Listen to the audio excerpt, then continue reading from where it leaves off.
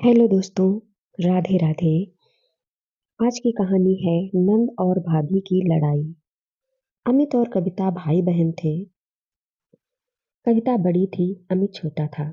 दोनों के माता पिता का स्वर्गवास हो चुका था। कविता एक ऑफिस में काम करती थी। उसका भाई अमित कॉलेज में पढ़ता था। एक दिन अमित ने कविता से कहा, दीदी, मुझे कॉलेज की फीस देनी है। मुझे कुछ रुपए चाहिए।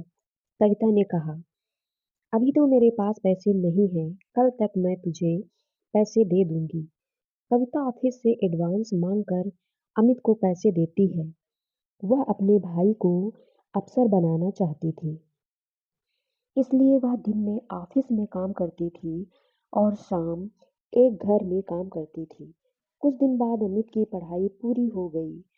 एक दिन अमित ने घर आकर कविता को बताया, दीदी, मुझे बहुत बड़ी कंपनी में मैनेजर की नौकरी मिल गई। अब तुम काम करने नहीं जाओगी। यह कहकर वह जिद करने लगा। हार कर कविता मान गई और उसने काम करना छोड़ दिया। अब वह केवल घर संभालती थी। ऐसे ही समय बीत रहा था। एक दिन अमित ने कहा, दीदी, मैंने कुछ रुपए जोड़ लिए हैं। अब मैं आपकी शादी करना चाहता हूँ। यह सुनकर कविता ने कहा, नहीं भाई, पहले मैं तेरी शादी करूंगी। जब घर संभालने वाली आ जाएगी तो मैं भी शादी कर लूंगी। कविता ने एक अच्छी सी लड़की देखकर अमित की शादी कर दी। अलका को भाभी के रूप में पाकर कविता बहुत खुश हो रही थी। धीरे धीरे अलका ने पूरा घर संभाल लिया। तीनों बहुत खुशी से रह रहे थे। एक दिन अलका की माँ अलका से मिलने आई। उन्हें कविता शुरू से ही पसंद नहीं थी। मौका पाकर उसने अलका से कहा, तेरी नंद शादी नहीं करना चाहती है। यह तो जीवन भर तेरे पति की कमाई पर ऐश करना चाहती है। तो बहुत सीधी है। यह सुनकर अलका ने कहा, माँ, तुम बेकार की बात कर रही हो। अमित इनके लिए लड़का देख रहे हैं। जैसे ही मिल जाएगा शादी हो जाएगी। लेकिन अलका की माँ ने कहा, बेटी, तू नहीं समझेगी, यह तेरे को कभी चैन से नहीं रहने देगी। अगले दिन अमित ने कविता से कहा, दीदी, मैंने आपके लिए लड़का देखा है। आप कहें तो बात आगे बढ़ाई जाए।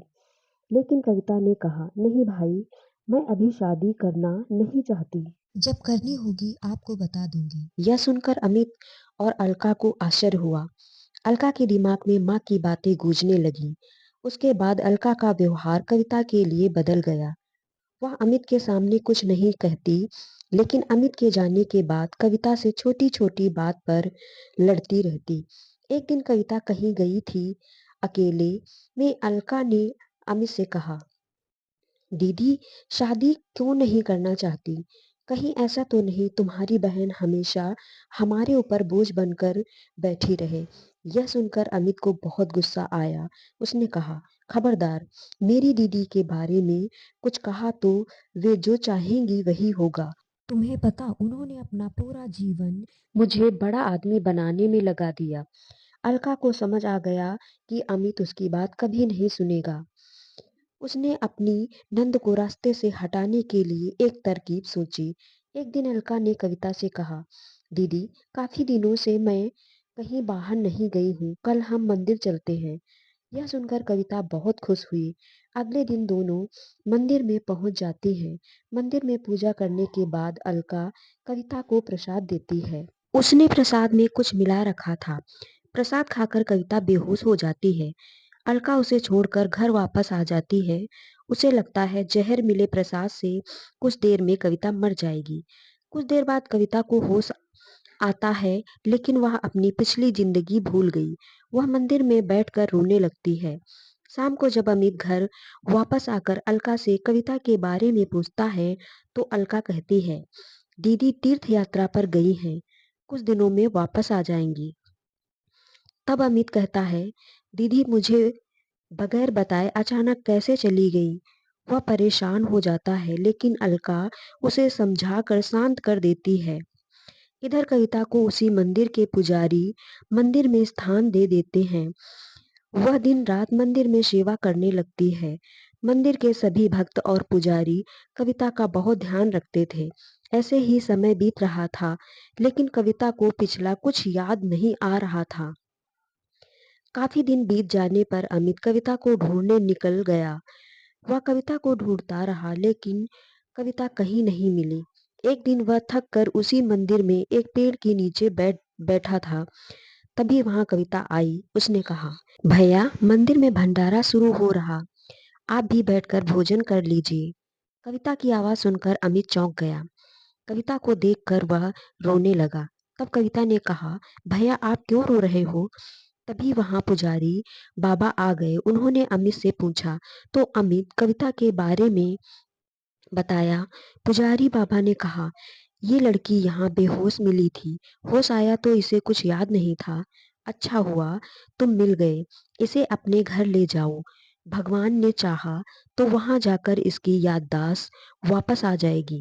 अमित ने कविता को चलने के लिए कहा तो वह रोने लगी और जाने से मना कर दिया, लेकिन अमित जिद कर रहा था। तब कविता ने कहा, भाई, मुझे सब कुछ याद है, लेकिन मैंने जानबूझकर नाटक किया ताकि तुम और भाभी मेरे बिना खुश रह सको। भाभी को मेरा घर में रहना पसंद नहीं, इसीलिए अब मैं उस घर में नहीं जाना चाहती। यह सुनकर अमित रोने लगा और कविता से बोला, दीदी, अगर आप घर नहीं चलोगी तो मैं भी यहीं रहूंगा। उसकी बातें सुनकर कविता घर आने के लिए तैयार हो गई, लेकिन उसने अमित से कहा, मेरी एक शर्त है, तुम भाभी पर गुस्सा नहीं करोगे। अमित मान गया और कविता को लेकर घर आ गया। कविता को देखकर अलका सहम गई। वह रोने लगी और उसने अमित और कविता से माफी मांगी। कविता के कहने पर अमित ने उसे माफ कर दिया। कुछ दिन बाद कविता ने शादी कर ली और अपने ससुराल विदा हो गई। तो दोस्तों, कैसी लगी यह स्टोरी? हमें कमेंट करके अवश्य बताएं।